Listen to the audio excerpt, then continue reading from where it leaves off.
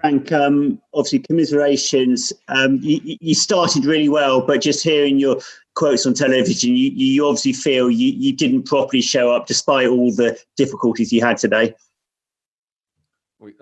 Not showing up, I would say, but I think it's we had obviously a great start. We had control of the game, and at that point we started to get sloppy and not take that control and ram it home and keep doing the right things and moving the ball as well as we were and winning it back so quickly.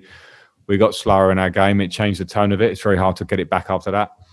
I thought in the second half we did. We came out brighter. If Christian goes through and scores as opposed to missing and pulling his hamstring.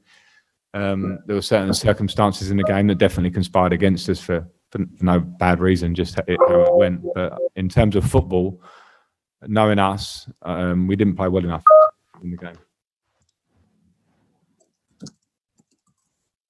Tom? Frank, what did you make of the penalty decision? And can you also tell us your thoughts on the sending off as well, please? Yeah, I thought it was a penalty and it wasn't a sending off. I think that was pretty clear. Sammy Mockwell?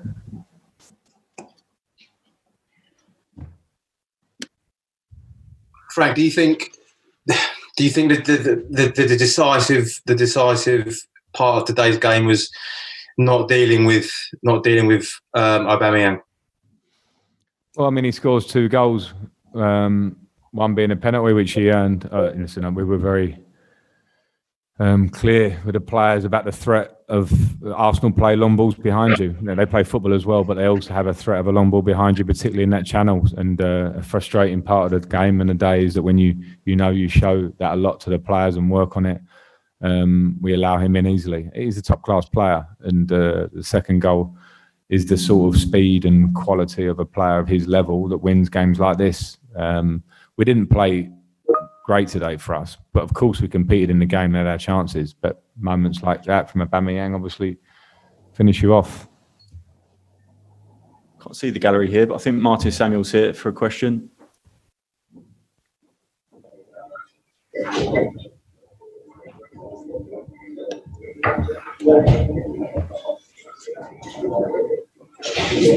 James Ollie?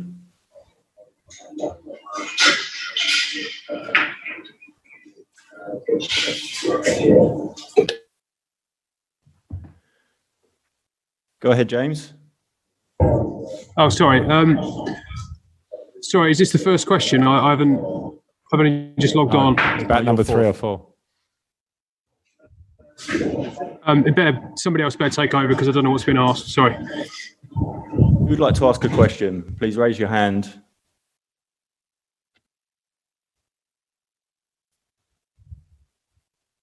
Hi, Richard. It's Paul. Frank, I'll ask you a question. Frank, a long season, it showed at the end, didn't it? Really, the players just really ran out of a bit of gas, didn't they? Yeah, I can't criticise the players in their approach or their desire to win this game. I said we didn't play well enough. I think we know that in our dressing room.